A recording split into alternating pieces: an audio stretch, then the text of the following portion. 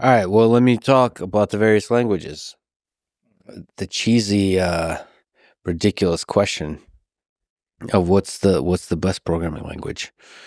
Let's say what's the best programming language that everybody should learn. Maybe let's go with top 5. I'm going to pull up the Stack Overflow developer survey because I think we have a. Yeah, those are. You don't like them? No, those aren't. You got to remember, because you're a data guy, right? You know about biases in data. What does Stack Overflow naturally bias towards? Well, they have the different slices of professional developers, junior developers. They have different slices. Okay, what is the bias? I hear you, but who fills out a Stack Overflow survey? Someone who participates on Stack Overflow. Who's participating on Stack Overflow? Largely very, very new people, and that one guy that loves answering questions. And so I'm not sure if Stack Overflow is a great place to get data. It could be a very biased set of data. Is it really only new people? I mean, that's who's using Stack Overflow. All right, most popular technologies on this: JavaScript, HTML, Python, SQL.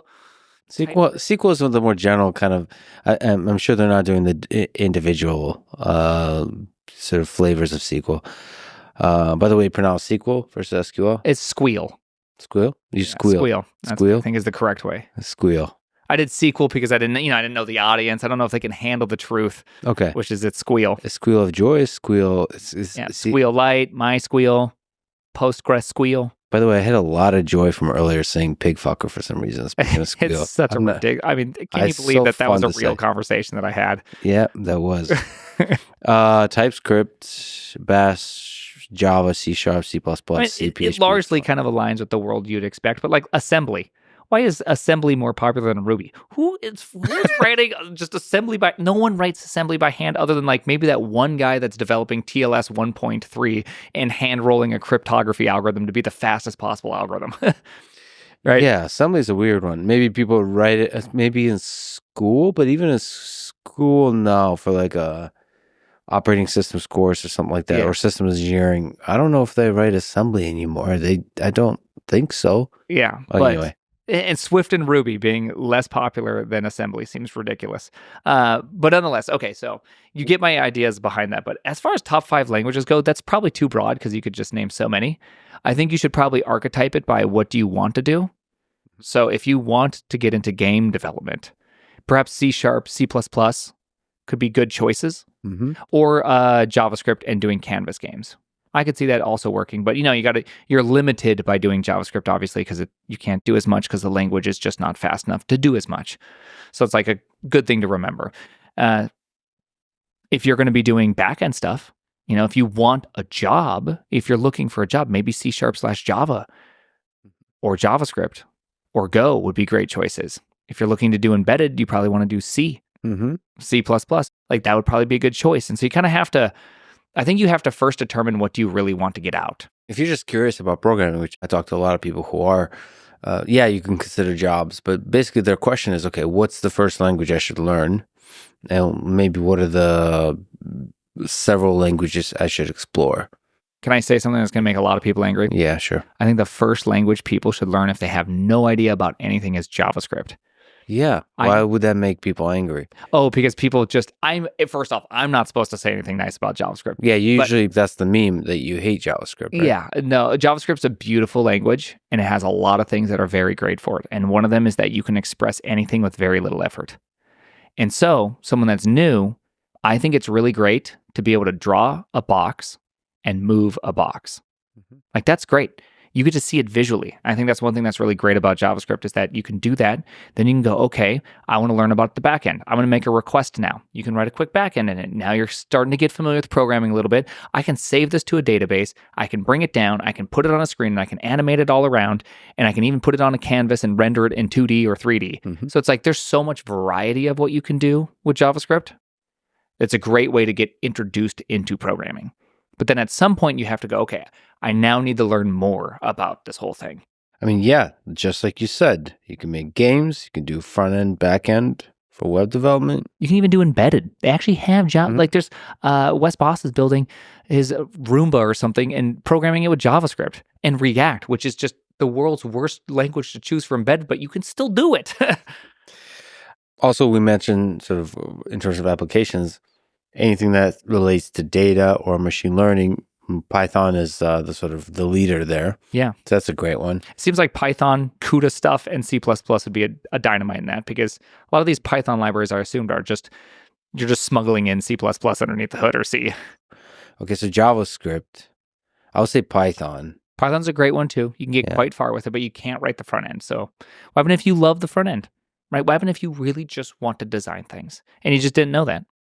Well, it's okay. So for that, JavaScript. But Python's a good choice because you can't do the ML stuff in JavaScript nearly as easy. Do we count HTML and CSS as programming languages? I think there's like some technical definition that it is. If you use this certain amalgamation of CSS plus HTML, it actually has, like, it can be a Turing complete language. Yeah. But I mean, for practical purposes, no, HTML is not a language. For me, yes, the Turing test is a good one, but for those that are just not wanting to be as academic, if I can't write a function in an if statement, I don't feel like if I can't loop, if, and function, I don't feel like that's a programming language. Although modern HTML has a lot of features. It's crazy how much it has, but it's more of a specification than anything else. I specify it to be a pop-up. I specify it to have this kind of like accessibility, this kind of look, this kind of, under these conditions, look like this, transform like this, move down here. I don't know. I kind of like these popular programming languages in this list. I like JavaScript. You like Bash? Well, yeah, I like Bash a lot. Yeah. Why? Okay. Bash is kind of one of those ones where it's like, do you really like it? I like it up until I need an array. Oh, as a programming language, just no. But I like the command line. Okay. That's fun. Yeah, do you like Bash? No, nobody likes Bash. Do you mean I meant someone like is so offended right now? Means do you use it a lot? Yes. It's good to.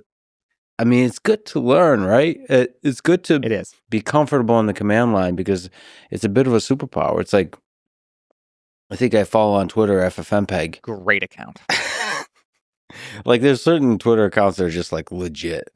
Yeah. And, I think FFmpeg, like, they have all these sort of parameters that you can add on the command line that it's like one of those cryptic languages that only very few wizards understand.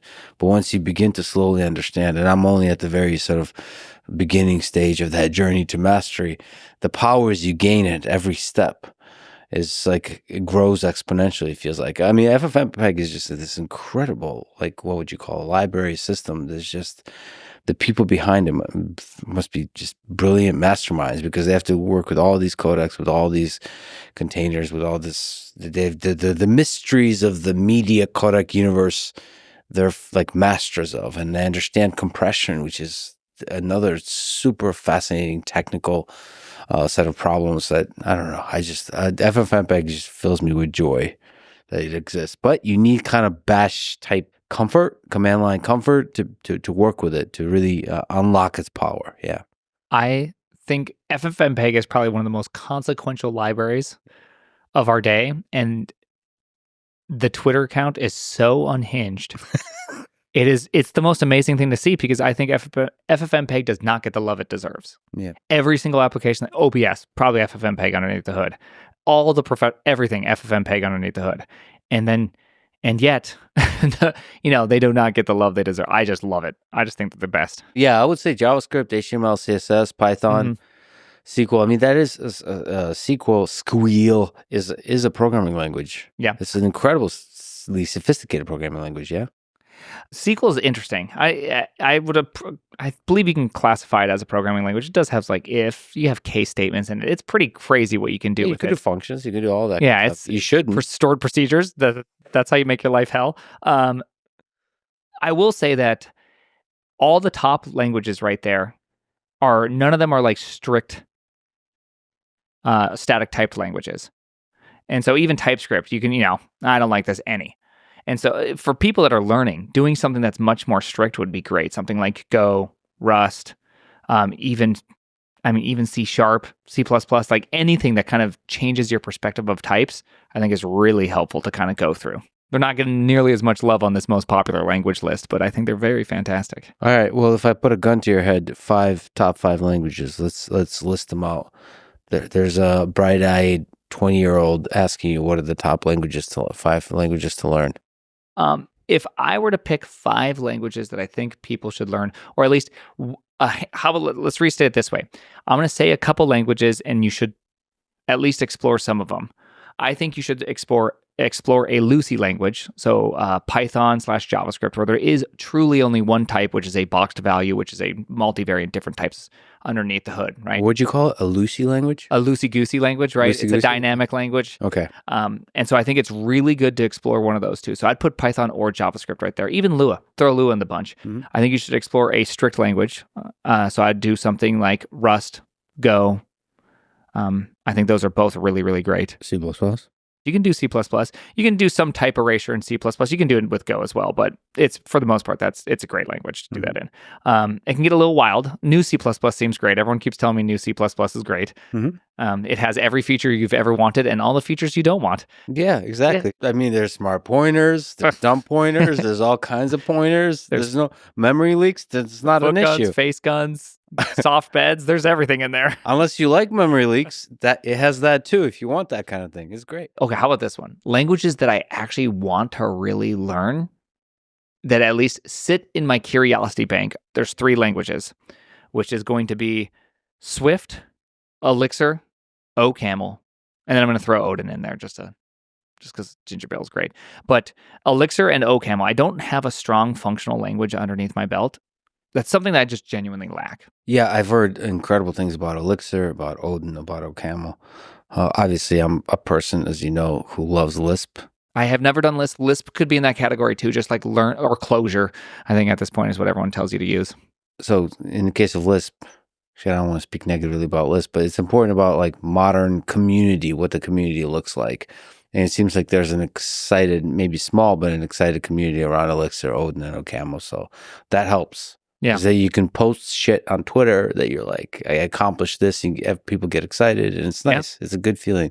You can post like something on Twitter and you'll get like 1,000 likes if you do something cool in Elixir. Yeah. Okay. Like, which is that's like a pretty big amount of people to like a post for such a niche topic. Yeah. Programming is already a pretty small topic. Then you get into functional programming. That's a small topic in a small topic.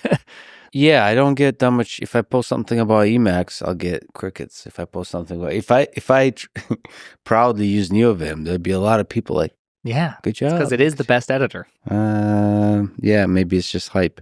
Come back to the Civil War, Lex. Yeah, sometimes you have to sacrifice and go from the superior editor that is Emacs and choose NeoVim just to be popular. You sacrifice integrity and values and quality for just popularity. So that's absolutely a choice you made. I love how you put it. Okay. Anyway, what were we talking about? I like how you're doing this in bunches. That's great. Right now, my kind of side honeys that I'm exploring is side honey. Yeah, side honeys. Right, like they're not my mainstay. Right now, Go's kind of my favorite one to build a web app in. Like if I'm going to build some sort of backend with a lot of complicated logic, Go's just so convenient. But I get really frustrated with its ability to express everything that I need. Like if you have a list, a heterogeneous list, a list that contains 2 types, Go's just really not that fun to use. And so I could see, so the ones I'm exploring is J, or the language, as Jonathan Blow says, and Zig. And both of them have a lot of power to them. They're both very interesting. They definitely have foot guns in them. They're definitely more, they don't take it easy on you. Zig seems like it's a really amazing language, and so does J. They're both very cool. Yeah, actually, I saw Dave Plummer's testing of close to 100 languages for speed, and Zig came out on top. Yeah, that was a mistake. I mean, when I say mistake, nothing against Dave Plummer. He's an extremely talented engineer. Yeah, it's just that Zig, C, C++, all those languages that were being tested, they're all LLVM backends, right? That's the one that actually turns the thing into the executable part. And if there's a variation in speed, it just means in one language you didn't quite express what you're supposed to correctly. Like there's the language ball test that's been bouncing around on Twitter. Yeah, Zig was like 6th or 7th below. I forget what language is. I played around with the example, added the word no alias to the argument, which means that the piece of memory that's coming into this function, there's no global pointers, there's nothing to it. And so the compiler can make these really cool optimizations. And I made it faster than the C version. So it just means that it's just not correctly specified is all that means. Yeah, but it's still exciting. To me, the competition between Zig, Rust, and C++ is really interesting. Like, Part of it's for speed, part of it's for how easy it is to write performant code. I'll say something that's the reason why I think Zig is so interesting comparatively to, say, C or Rust. C is like the ultimate language. It can do anything. You have preprocessor macros. You can do quite a bit with it, but it's also really difficult. And it's also really simple and you can learn it. So it's like own unique beast. And when you get really good at C, C is a magical language and people are really great at it. And people speak very highly of it. Rust is like this ultra safe language. What you can do in C, you just can't even express in Rust. Rust is going to be that the safe man that holds you at night, keeping you warm, right? It's going to be just the greatest. But somewhere in the middle lies Zig. Zig has optionals. If you're not familiar with optionals, that just simply means there's a value here or there's not, but you first have to check that before you can use it. So it prevents that whole null pointer dereferencing segfault problem. And that's not available in C. Just by default, you have to kind of build that thing in. It is the only option in Rust. But Zig says, hey, if you have a pointer, you can't express it as null unless if you mark it that it can be null. There's ways around it. There's like other types of pointers and stuff like that that can do that. But for the most part, Zig will give you safety for the most part. Right? So it's like a little bit of safety, but more like C. So it kind of gives you like everything you kind of want in that region where you can express safe code and unsafe code. It's very easy to write. It's very pretty, or at least the idea behind it is very pretty. The language itself is bland, but wow, there's beauty in everything. Yeah. Prime. You've programmed in Rust a lot. What do you love about Rust? What are the strengths? What are the weaknesses? Maybe you can speak about memory management that you already mentioned. Yeah. The challenge of memory management that several of these languages address. But yeah, what do you love about Rust? What I love about Rust, I love that it's that the ability to free the memory that you're using is directly tied to the stack. So whenever you create something, there's a stack variable or there's some amount of stack memory, whether it's a pointer off to the heap, a pointer and a length. So, some amount of memory on the stack and then some memory on the heap, because like a string is not all on the stack. It's some on the heap, some on the stack. And when that stack variable goes out of scope and gets cleaned up, it also cleans up what's on the heap. So it kind of simplifies this whole idea of, whoops, I forgot to free my memory. It just does it for you. So it's not a garbage collector, which will do it sometime later. It's not like C where you have to call it yourself. It's somewhere in between. Now, there's a lot of strategies people use, arenas and all that make that C part much easier. I'm just not even mentioning it, but it just makes it a lot easier. But Rust does that really beautifully, and it's just like a really cool idea about it. And I really like that. And the second thing that I think Rust does really is such a good thing is that mutability of something is you have to specify it. So you don't just create a variable and then mutate it. You have to say, this is not only a variable, it's a mutable variable. Mm-hmm. And I think that just makes code really readable and really understandable. Because anything that does not have the word mute next to it, for a fact, it cannot change. So there's some rules around that, but you get the general idea. Unlike most programming languages, you have to explicitly state that this is going to be changed. Yeah. Yeah, that's really interesting. I mean, it's safe. It's trying to be, and the safety might be create limitations. Let us consult the AI overlords. Rust is a blazing fast, memory efficient systems programming language that emphasizes performance, type safety, and concurrency. The language enforces memory safety without using a garbage collector, as you said, instead utilizing a unique, quote, borrow checker that tracks object lifetimes at compile time. This prevents common programming errors like null pointer dereferencing and memory leaks and so on. Yeah. So you've also spoken about metaprogramming.